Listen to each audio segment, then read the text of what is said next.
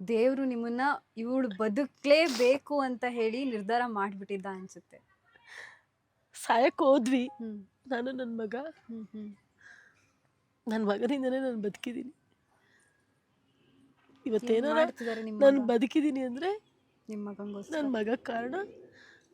ನನ್ನ ಮಗನಿಗೋಸ್ಕರ ಬದುಕಿದ್ದೀನಿ. ಸಾಕಷ್ಟು ನೋವುಗಳನ್ನ ಅನುಭವಿಸಿದಿರ. ಊಟ ತಿನ್ನಬೇಕು ಅಂದರೆ ಹೊಟ್ಟೆ ಹಶು, ಹ್ಮ್ ತಿನ್ನಬೇಕು ಅಂದರೆ ಮಲ್ಲೇಶ್ವರಂ ರೋಡಲ್ಲಿ ನಡ್ಕೊಂಡು ಹೋಗ್ತಾ ಇದ್ದರೆ ಕಿತ್ಕೊಂಡು ತಿನ್ನಬೇಕು ಅನ್ನೋ ಪ್ರಪಂಚ. ಯಾರು ಅನ್ನ ತಿಂತಾ ಇದ್ರೆ ಹ್ಮ್ ಇವತ್ತು ನೀವು ಊಟ ನೋಡಿದ್ರಲ್ಲ, ನನಗಿಷ್ಟೇ ಇಷ್ಟ ಅನ್ನ, ಜಾಸ್ತಿ ಬೇಡ, ಹ್ಮ್ ಇಷ್ಟೇ ಇಷ್ಟ ಅನ್ನ ಹೊಟ್ಟೆ ಹಶುವಾಗಿ ತಿನ್ನಬೇಕು.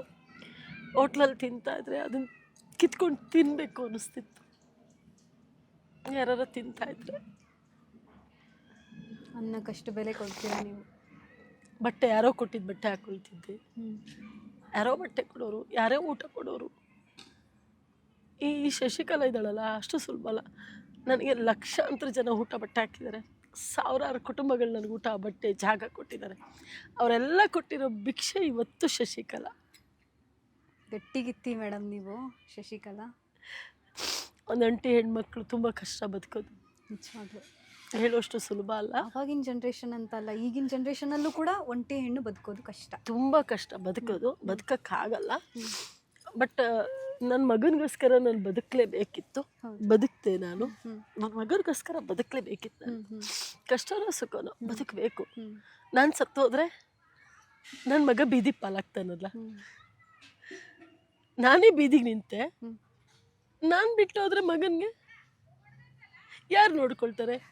ನಾನು ಕೂಡ ಪ್ರೀತಿ ಕೊಡಲ್ಲ. ನಾನು ಅಯ್ಯೋ ಅನ್ನೋಷ್ಟು ಯಾರೂ ಅಯ್ಯೋ ಅನ್ನಲ್ಲ. ನನ್ನ ಮಗು ಬಿಡಬಾರ್ದು, ಅದಕ್ಕೆ ಬದುಕ್ತೆ.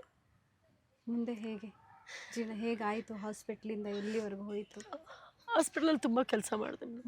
ಅಲ್ಲಿ ಸುರೇಶ್ ಹಾಸ್ಪಿಟ್ಲು ನನಗೆ ಜೀವನ ಅಂತ ಕೊಟ್ಟಿದ್ದೆ. ಅನನ್ಯ ಹಾಸ್ಪಿಟ್ಲು ಬದುಕು, ಬದುಕೋಕ್ಕೊಂದು ದಾರಿ. ಅಲ್ಲಿಂದ ಕಲ್ಯಾಣ್ ರಾಜ್ ಗೊಬ್ಬೂರ್ಕರ್ ಅಂತ ಡೈರೆಕ್ಟ್ರು, ಸೀರಿಯಲ್ ಡೈರೆಕ್ಟ್ರು, ವೆಂಕಟೇಶ್ ಅಂತ ಇವಾಗಲೂ ದೂರದರ್ಶನಲ್ಲಿ ಕೆಲಸ ಮಾಡ್ತಾ ಇದ್ದಾರೆ. ಅವ್ರ ರಿಲೇಟಿವ್ನ ಅಡ್ಮಿಟ್ ಮಾಡಿರ್ತಾರೆ. ಅವ್ರನ್ನ ಒಂದಷ್ಟು ದಿನ ನಾನು ನೋಡ್ಕೊಂಡಿರ್ತೀನಿ. ನಾನು ನೋಡ್ಕೊಂಡು ಅವ್ರನ್ನ ಸೇವೆ ಮಾಡಿರ್ತೀನಿ. ಅವ್ರು ನನ್ನನ್ನು ನೋಡಿ ನೋಡಿ ಒಂದು ಪಾತ್ರ ಕೊಡ್ತೀನಿ, ಮಾಡ್ತೀರಾ ಅಂತ ಕೇಳ್ತಾರೆ ನನಗೆ. ಆಗ ಕಲ್ಯಾಣ್ ರಾಜ್ ಗೊಬ್ಬೂರ್ಕರ್ ಅವ್ರು ನಂಬರ್ ಕೊಡ್ತಾರೆ. ಕತ್ರಗುಪ್ಪಲ್ಲಿ ಶೂಟಿಂಗ್ ನಡೀತಾ ಇರುತ್ತೆ, ಒಂದು ಪಾತ್ರ ಇದೆ, ಮಾಡ್ತೀರಾ ಅಂತ. ಅದೇ ಅನನ್ಯ ಹಾಸ್ಪಿಟಲ್ ಡಾಕ್ಟ್ರ್ ಹತ್ರ ಕೋಟ್ ಇಸ್ಕೊಂಡು ಕೆಲಸ ಮಾಡಿದ್ದೀನಿ. ನಿಮ್ಮ ಚಿತ್ರರಂಗಕ್ಕೆ ಎಂಟ್ರಿ ಕೊಟ್ಟಿರೋ ಸ್ಟೋರಿನೇ ರಣ ರೋಚಕ ತರ ಇದೆ ಇದು. ಹಾಸ್ಪಿಟಲ್ ಡಾಕ್ಟ್ರು ಬಟ್ಟೆನ ಈಸ್ಕೊಂಡು ಹೋಗಿ ದೂರದರ್ಶನಲ್ಲಿ ಭಗೀರಥ ಅಂತ ಒಂದು ಸೀರಿಯಲ್, ಅದರಲ್ಲೂ ಡಾಕ್ಟ್ರ್ ಪಾತ್ರ ಒಂದು ಪಾತ್ರ ಮಾಡಿ ಬಂದೆ ಕತ್ರಗುಪ್ಪೆ ಮನೆಯಲ್ಲಿ. ನನಗೆ ಫಸ್ಟು ಇಂಡಸ್ಟ್ರಿಗೆ ಬನ್ನಿ ಅಂತ ಕರೆದಿದ್ದೆ ಎಲ್ ವೆಂಕಟೇಶ್. ನಿಮ್ ಜೊತೆಗೆ ಇದ್ದ ಅನ್ಸುತ್ತೆ ಮೇಡಮ್. ಪಡಬಾರ್ದು ಕಷ್ಟಪಟ್ಟಿದ್ದೀನಿ ಮೇಡಮ್. ಅಂದ್ರೆ ಒಳ್ಳೆಯವ್ರಿಗೆ ದೇವ್ರು ಕಷ್ಟ ಕೊಡೋದು ಮೇಡಮ್. ಕೊಡ್ತಾನೆ, ಮತ್ತೆ ಕೈ ಹಿಡಿತಾನೆ, ಬಟ್ ಬಿಡಲ್ಲ, ಕೈ ಹಿಡಿತಾನೆ, ಎಲ್ಲ ನೋವು ಕೊಡ್ತಾನೆ. ತಡ್ಕೊಳ್ಳೋ ಶಕ್ತಿ ಇರ್ಬೇಕು ಅಷ್ಟೇ. ನೀವು ಕೆಲಸದಲ್ಲಿ ದೇವ್ರನ್ನ ನೋಡಿದೀರಾ ಸಾಕಷ್ಟು? 250 ರೂಪಾಯಿ ಕೊಟ್ರು ಅವತ್ತು ನನಗೆ. ಎಲ್ಲಿ ಒಂದು ದಿನಕ್ಕೆ ಅವತ್ತು ಪಾತ್ರ ಮಾಡಿ ಬಂದೆ. ನಮ್ಮ ಅನನ್ಯ ಹಾಸ್ಪಿಟ್ಲು ಕೋಟೆ ತಗೊಂಡು ಹೋದೆ, ಕೆಲಸ ಮಾಡಿ ಬಂದೆ. ಅದು ಡಾಕ್ಟ್ರು ಪಾತ್ರನೇ. ಕತ್ರಗುಪ್ಪೆಗೆ ಹೋದೆ, ಊಟ ಟೈಮ್ಗೆ ಹೋದೆ. ಒಂದು ಪಾತ್ರ ಅದು ಬರ್ತಾ ಇರಲಿಲ್ಲ. ಕ್ಯಾಮ್ರಾಮನ್ ಕುಮಾರ್, ಇವತ್ತು ಸುವರ್ಣದಲ್ಲಿದ್ದಾರೆ ಅವರು. ಕ್ಯಾಮ್ರಾಮನ್ ಕುಮಾರು, ಕಲ್ಯಾಣ್ ರಾಜ್ ಗೊಬ್ಬೂರ್ಕರು, ಎಲ್ ವೆಂಕಟೇಶು, ಈ 3 ಜನ ನನಗೆ ಒಂದು ಬದುಕು ಕೊಟ್ಟಂಥ ಜನ. ಅವ್ರ ಇಡೀ ಕುಟುಂಬ ಚೆನ್ನಾಗಿರ್ಲಿ ಅಂತ ಬಯಸ್ತೀನಿ. ಯಾಕಂದ್ರೆ ಅವತ್ತು ನನಗೆ ಅನ್ನ ಕೊಟ್ಟಿದ್ದಾರೆ, ಜಾಗ ತೋರಿಸಿದ್ರು, ಬದುಕೋ ದಾರಿ, ಒಂದು ರೋಡ್ ತೋರಿಸಿದ್ರು. ಇಲ್ಲಾಂದ್ರೆ ಶಶಿಕಲಾ ಇನ್ನು ಅಲ್ಲೇ ಬಾತ್ರೂಮ್ ತೊಳಿತಾ ಇದ್ದೆ. ಅಲ್ಲ, ಬಾತ್ರೂಮ್ ತೊಳೆಯೋದೇ ನನಗೆ ಅಸಹ್ಯ ಅನ್ನಿಸ್ಲಿಲ್ಲ, ಬಟ್ ಇನ್ನು ಅಲ್ಲೇ ಇರ್ತಿದ್ದೆ ನಾನು, ಮುಂದಕ್ಕೆ ಬರ್ತಿರ್ಲಿಲ್ಲ. ಚಿತ್ರರಂಗಕ್ಕೆ ಎಂಟ್ರಿ ಕೊಟ್ಟ ಮೇಲೆ ಹೇಗೆ ಚೇಂಜ್ ಆಯ್ತಾ ನಿಮ್ಮ ಲೈಫ್? ಹೇಗೆ ಚೇಂಜ್ ಆಯ್ತು? ಆಗ ನನಗೆ ಫೋನ್ ಬರಕ್ ಸ್ಟಾರ್ಟ್ ಆಯ್ತು. ಒಂದೊಂದು ಕಡೆಯಿಂದ ಫಸ್ಟ್ ಏನು ಆಕ್ಟಿಂಗ್ ಅಲ್ಲೇ ಓಕೆ ಆಗ್ಬಿಟ್ರಾ ನೀವು? ನಡಕ್ತಾ ಇದೆ, ಏನ್ ಹೇಳ್ಬೇಕು ಅಂತ ಗೊತ್ತಿರ್ಲಿಲ್ಲ, ಕ್ಯಾಮ್ರಾ ಹೆಂಗ್ ತಿರುಗಿ ನೋಡ್ಬೇಕು ಅಂತ ಗೊತ್ತಿರ್ಲಿಲ್ಲ. ನಡುಗುವೆ ಆ ಪಾತ್ರ ಹೇಳಕ್ ಬರ್ತಿರ್ಲಿಲ್ಲ, ಡೈಲಾಗ್ ಅವ್ರು ಹೇಳ್ಕೊಟ್ಟಿದ್ದು ಹೇಳ್ತಿದ್ದೆ, ಇದು ಹಿಂಗಲ್ಲಮ್ಮ ಹಿಂಗೆ ಅಂತ ಹೇಳಿದ್ರು. ತಿದ್ದಿ ತೀಡ್ದಂತ ವ್ಯಕ್ತಿ ಕಲ್ಯಾಣ್ ರಾಜ್ ಕೊಬ್ಬೂರ್ಕರ್. 6ನೇ ಕ್ಲಾಸಿಗೆ ಡಾಕ್ಟರ್ ಆಗ್ಬಿಟ್ರಿ ನೀವು. 6ನೇ ಕ್ಲಾಸ್ಗೆ ಅನನ್ಯ ಹಾಸ್ಪಿಟಲ್ಗೂ ಹೋಗಿ ಕೆಲಸ ಮಾಡಿದೆ, ಡಾಕ್ಟ್ರು ಕೂಡ ಆದೆ. ಅಲ್ಲಿಂದ ದೂರದರ್ಶನ್ ಹ್ಯಾಂಕರಿಂಗ್ ಕೂಡ ಆದೆ. 750 ಮಾಡಿದೀರಾ ನೀವು? 750 ರೂಪಾಯಿ ಮೇಡಮ್. ಸೂಪರ್ ಮೇಡಮ್ ನೀವು. ಫಸ್ಟ್ ಸಂಬಳ ನನಗೆ ಒಂದು ದಿನಕ್ಕೆ. ನಾನು ತಿಂಗಳಿಗೆ 750 ರೂಪಾಯಿ ದುಡಿತಾ ಇದ್ದೆ. ಇಲ್ಲಿ ಒಂದು ದಿನಕ್ಕೆ 750 ರೂಪಾಯಿ. ಅಂದ್ರೆ ಯಾವ ಆಂಕರ್ ಆಗಿ ಮಾಡಿದಿರಾ? ನ್ಯೂಸ್ ಚಾನೆಲ್ ಹೊಸ ವರ್ಷಕ್ಕೆ ಆಂಕರಿಂಗ್ ಮಾಡಿದೆ. ಮತ್ತೆ ಅದಾದ್ಮೇಲೆ ಇದಕ್ಕೆ ಏನಕ್ಕಪ್ಪ ಸಂಕ್ರಾಂತಿ ಹಬ್ಬದು 2 ಎಪಿಸೋಡ್ ತಗೊಂಡಿದ್ವಿ. 750 ರೂಪಾಯಿ ಕೊಟ್ಟರು ನನಗೆ. ಓಕೆ, ಅವಾಗ ಕ್ಯಾಮ್ರಾ ಫೇಸ್ ಮಾಡಿದ್ರಿ ಒಂದ್ಸಲ, ಇವಾಗ ಓಕೆ ಭಗೀರಥ. ಆಮೇಲೆ ಸೀರಿಯಲ್ 2-3 ದೂರದರ್ಶನೇ ಮಾಡಿದೆ. ಅದಾದ್ಮೇಲೆ ದೂರದರ್ಶನ ಫಸ್ಟ್ ನನಗೆ ಊಟ ಬಟ್ಟೆ ಕೊಟ್ಟಿದ್ದೆ ದೂರದರ್ಶನ. ಅದಾದ್ಮೇಲೆ ನನಗೆ ಉದಯ ಟಿವಿ ಬಂತು. ಉದಯ, ಕುಸುಮಾಂಜಲಿ, ರಂಗೋಲಿ, ಕದನ ಅವಾಗ್ಲೇ ಮಾಡಿದೆ ನಾನು ಸೀರಿಯಲ್ಸ್ಗಳನ್ನ. ರಂಗೋಲಿ ಸಖತ್ ಫೇಮಸ್ ಇದು ಸೀರಿಯಲ್. ಅದು ಮಾಡಿದೆ ಅವಾಗ. ಹಿಂಗೆ ಒಂದು ಯಾವ್ಯಾವ್ದು ಬರುತ್ತೆ ಅದೆಲ್ಲ ಮಾಡ್ಕೊಂಡು ಬಂದೆ. ಆಮೇಲೆ ಒಂದಿನ ಸಿನಿಮಾಗೆ ಬಂದೆ. ಸಿನಿಮಾಗೆ ಬಂದಾಗ ನಮ್ಮ B Ramamurthy director, circle rowdy cinema first cinema ನಂದು. ವಿನೋದ್ ಪ್ರಭಾಕರ್ ಅವರು ನನಗೆ first cinema circle rowdy. B Ramamurthy ಅವರು ಅದರಲ್ಲೂ ಡಾಕ್ಟರ್ ಪಾತ್ರ ಕೊಟ್ಟು. ಏನ್ ಮೇಡಮ್ ಡಾಕ್ಟರ್ ಪಾತ್ರ ನಿಮ್ಮನ್ ಬಿಟ್ರು ಏನೋ ನೀವು ಬಿಟ್ರು ನಿಮ್ಮನ್ ಬಿಡಲ್ಲ ಅನ್ನೋ ತರ. ಇವತ್ತು ನಂಗೆ ಬಿ ರಾಮಮೂರ್ತಿ ಅವರು ಡಾಕ್ಟ್ರೇ ಅಂತ ಕರೀತಾರೆ. ಅವ್ರು ನನ್ನ ಗುರುಗಳು. ನನ್ನ ಇಂಡಸ್ಟ್ರಿಗೆ, ನನ್ನ ಸಿನಿಮಾಗೆ ಅವ್ರ ಗುರುಗಳು, ಸೀರಿಯಲ್ಗೆ ಕಲ್ಯಾಣ್ ರಾಜ್ ಅವರು. ಈ 2 ಗುರುಗಳನ್ನ ನನ್ನ ಲೈಫಲ್ಲಿ ಮರೆಯಲ್ಲ. ಅವತ್ತು ಆ ಪಾತ್ರ ಕೊಟ್ರು. ಅಲ್ಲಿಂದ ಒಂದಷ್ಟು ಡಾಕ್ಟರ್ ಪಾತ್ರನೇ ಬಂತು ತಿರ್ಗಾ. ಅದಾದ್ಮೇಲೆ ಏನಪ್ಪಾ ಯಾವಾಗ್ಲೂ ಇದೇ ಕೊಡ್ತಾರೆ ಅಂದೆ. PC ಕ್ಯಾರೆಕ್ಟರ್ ಬಂತು. ಅದು ಯಾವಾಗ್ಲೂ ಸರಕ್ ಸಿಗಿಸ್ಕೊಳ್ಳೋದೇ ಬರ್ತಿತ್ತು. ಅದು ಜೋರ್ ಮಾಡೋದು.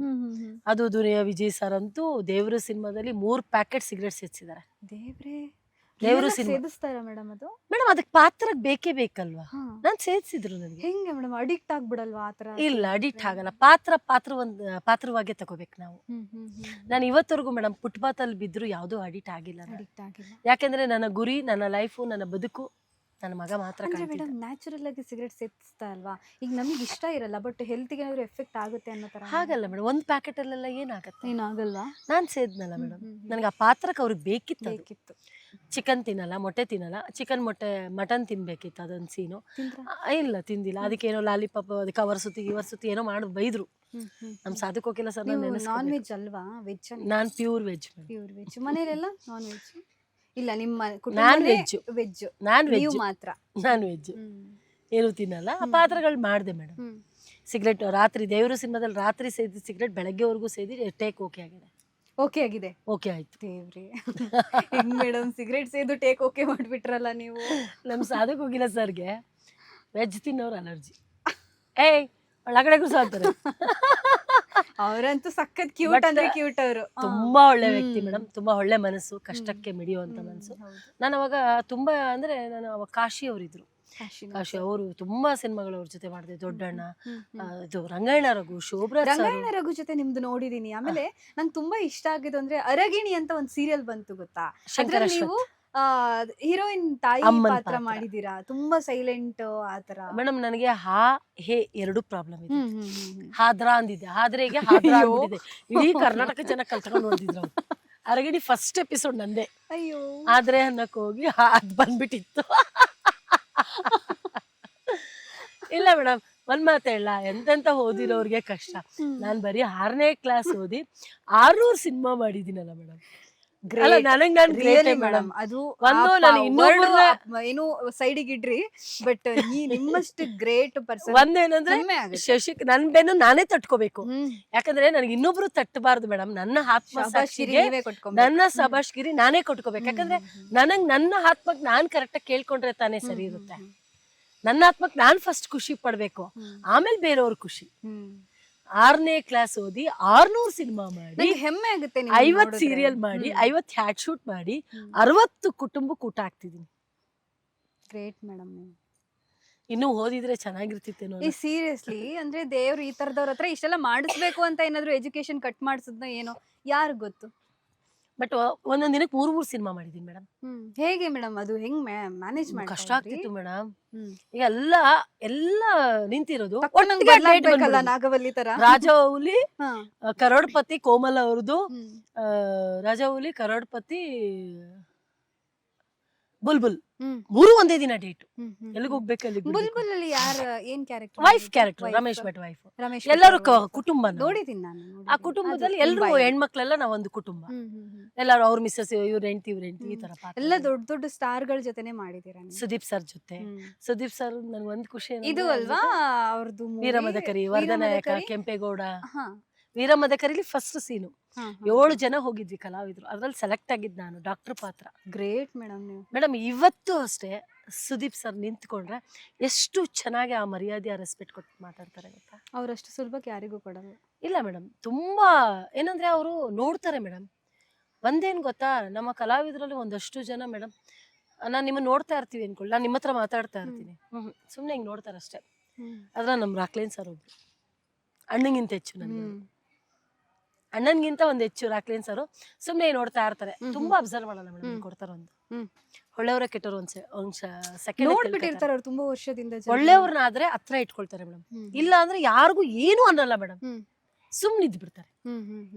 ಮತ್ತೆ ರಾಕ್ಲೈನ್ ಸರ್ ಹತ್ರ ತುಂಬಾ ಇಷ್ಟ ಏನಂದ್ರೆ, ಊಟಕ್ಕೆ ಅವ್ನು ಬಡವನೇ ಕೂತಿರ್ಲಿ, ಶ್ರೀಮಂತನೇ ಕೂತಿರ್ಲಿ, ಯಾರೇ ಕೂತಿರ್ಲಿ ಮೇಡಮ್, ಊಟಕ್ಕೆ ಎಬ್ಬಿಸಲ್ಲ.